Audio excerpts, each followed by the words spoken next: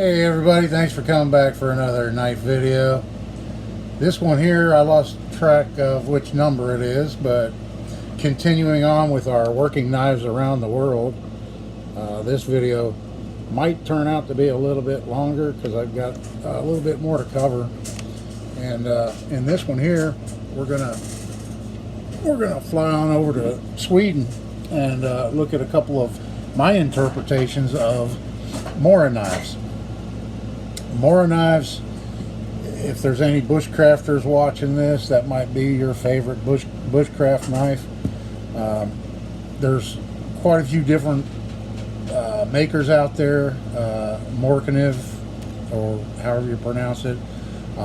They're a merger of the original, I believe, companies that made them. Mora knives have been around for over 100 years, since the late 1800s, early 1900s, when they started being produced massively. They are a general purpose utilitarian knife. They were being used in construction in Europe, started exporting in the early 1900s all around the world. And I believe to this day the Scandinavian armies are using them as an everyday knife. If the information I saw was correct. This one here, this is my interpretation. It's not a true Mora knife. I don't even own a Mora knife. I love Moras and everything I've seen about them, and how practical they, how practical of a knife they are. But I like making things, so if I want one, I'll just turn around and make one. This one here, I have a couple of examples to show you. This is the smaller, and like I said, it's my interpretation. Now, what I was trying to do here is I want to talk a little bit about this ferrule. A traditional Mora. Here's some styles of Moras right here.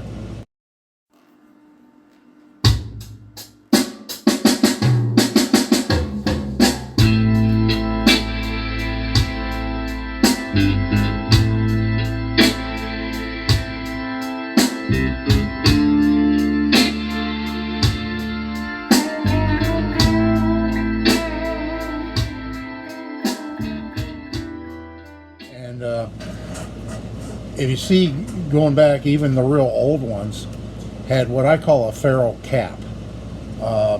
Examples of a ferrule cap would be like on this Berkeley fillet knife, this stamped steel. This is just like on a Mora knife. And I tried, researching, finding companies that made and sold these. I've spent hours and hours on the internet trying to find those. Now, just a plain old ferrule. Here's one I made out of copper pipe for a wood turning tool, but it doesn't encapsulate all of it, like this does. See how that encapsulates the whole thing? So I'm calling this just a ferrule, and I'm calling these ferrule caps.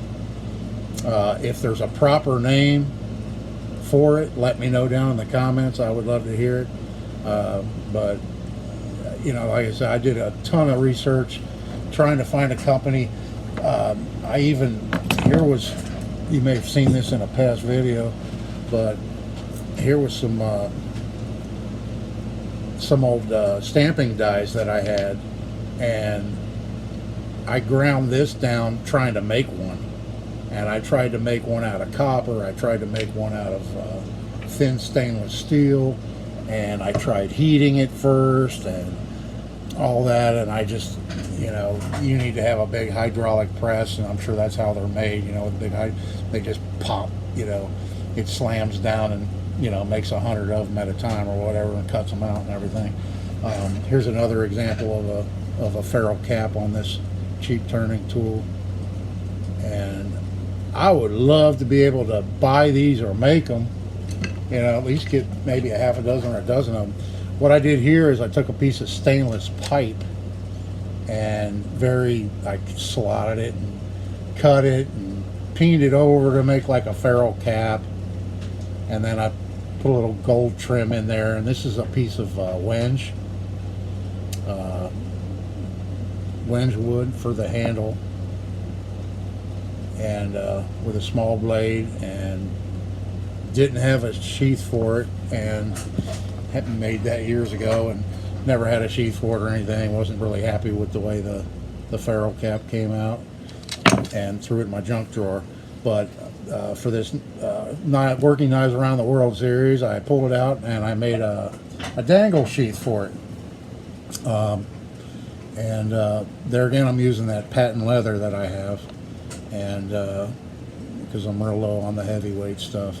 But so I just made this. I did put a weld in it, has a cut sleeve in it, and saddle stitched it with some red stitching, which I kind of like the looks of that. And then this was my very first dangle sheath ever, and I never made one before, and I don't have all the leather edge skills that you leather workers out there have to make the edges real pretty and stuff, so my edges are a little fuzzy and everything. But this is, I said, thin patent leather. But anyway, I did wet mold it a little bit for this knife, so you know, it fits in there pretty snug and it doesn't fall out, you know. And so that's a small Mora knife, which typically that's probably about the average size of one, something like that. The thing that this doesn't have on it, I've got a hollow grind on this. Typically Mora knives will have a Scandi grind, they call it, and it's kind of strange in that you've got hollow grinds, flat grinds, convex grinds, all these different kinds of grinds, and Scandinavia is the only place that actually got their name, got a grind named after them, and they call it a Scandi grind.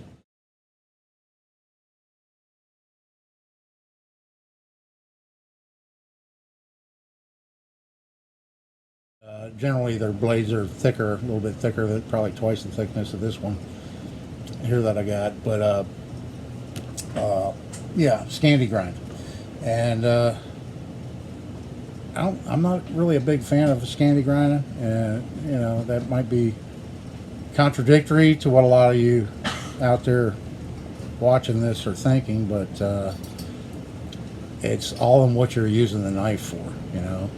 And I'm not going to thinly slice an onion with a Scandi grind. It's just not going to happen. I mean, yeah, I'd probably get it done, but you know, that particular grind, probably great for doing feathering and you know, whittling tasks and construction tasks and all that stuff that it was designed for. But yeah, for the stuff I use knives for, Scandi grind really isn't the best for me. A hollow grind, flat grind, convex grind, they're all good. But anyway, don't mean to upset anybody. I'm just, you know, everybody has their own opinions, and I'm just amazed how they could get a particular style of grind named after them. That's a pretty good accomplishment, actually. Moving along, we talked about ferrules and stuff like that. Okay, so here's another one that I made. This was my second dangle sheath I made. It's identical to the first one. It's just a little bit bigger because the knife's a little bit bigger. And this one here got a little bit heftier blade on it than that smaller one. This one here is, let's see, 4.5 inch blade, whereas this smaller one here is a 3.5 inch blade. So a little bit longer. So this one's a little bit bigger, a little bit beefier. It does have a ricasso on this. Not much of a ricasso, but I did leave one a little bit right here, this area that's unsharpened. Unlike on a puko knife, a finish knife, they don't have a ricasso. It's sharpened all the way to the hilt. I'll show you one of those in a future video. I'm not sure when that one's coming up, but I'm still working on it. But this one here has, let's see, it has an aluminum bolster, I'm calling it, because it's not a guard. So I I may be saying that wrong. I may have been saying that wrong my whole life, but because it's not protruding down and protecting your fingers at all, I consider it a bolster.